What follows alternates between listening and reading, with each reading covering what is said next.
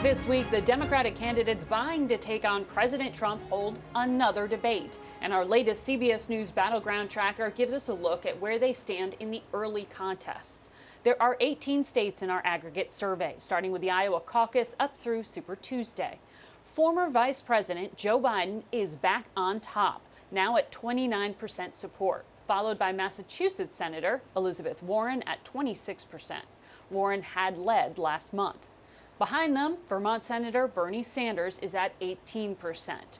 South Bend, Indiana Mayor Pete Buttigieg has risen to 9%, and California Senator Kamala Harris is at 7%. The remainder of the field comes in with 2% of the vote or less. Joining us to talk about what's happening here is CBS News Elections and Surveys Director Anthony Salvanto. Anthony, always good to have you here. Thank you. So explain what you think is happening here with Elizabeth Warren. There have been some criticisms that perhaps she's too progressive, too liberal. Is that impacting her? Well, her opponents certainly have leveled those criticisms. It may be having some impact in this sense.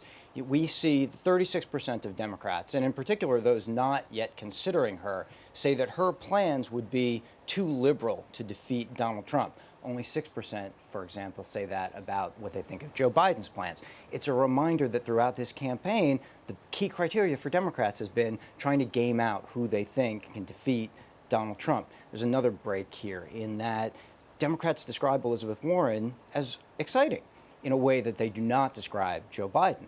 But more of them also describe her as risky in a way that they do not describe Joe Biden. So to the extent that some of these supporters of either candidate have been moving back and forth, this month, the ones that she's lost have gone to either Joe Biden or also to Pete Buttigieg.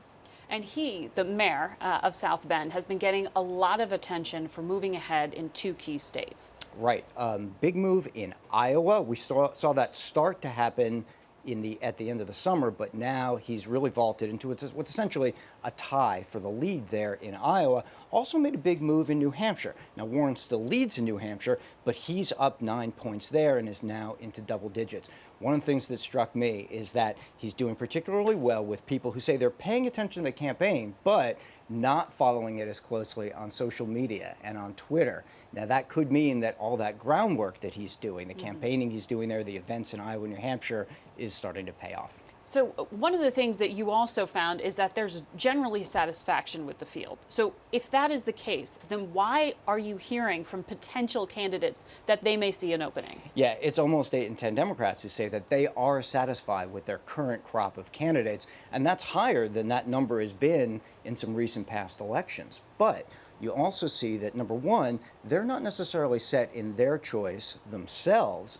And I think it's also a function partly of the rules, by which I mean this. We asked about Mike Bloomberg and whether or not voters would consider voting for him, and 20% said that they would. Now, that's not out of the picture, but it's not the same level that we see for consideration of some of these top-tier candidates. Having said that, remember, this is a delegate fight, and these early states don't have that many delegates. They're attention plays, they're media plays, especially for candidates who aren't that well-known nationally. But after those early states, the Iowa, New Hampshire, Nevada, South Carolina, there's 10 times as many delegates available on Super Tuesday. So conceivably, a candidate could go out there and pick up delegates in those states, in pockets of those states. Normally, a candidate needs a lot of money to do that. You're describing Mike Bloomberg, and his strategy is to skip some of these early states that we've talked about, the New Hampshires and the Iowas, saying, I don't need it. Right. And I've got the money to run anyway. Right. So if a candidate doesn't need for all of us to go cover their victory speech in an Iowa or New Hampshire and can go right to Super Tuesday, that would seem to be the strategy. Whether or not it works would be an historic test, but a candidate would need a lot of money to do it. So in other words, to the question of, is it too late? The answer is? Well, the answer is the rules make it possible for a candidate with enough money who can pick up enough attention after the early states. All right, Anthony Salvanto, thank you very much. The full results are on our website at facethenation.com. We will be back in a moment.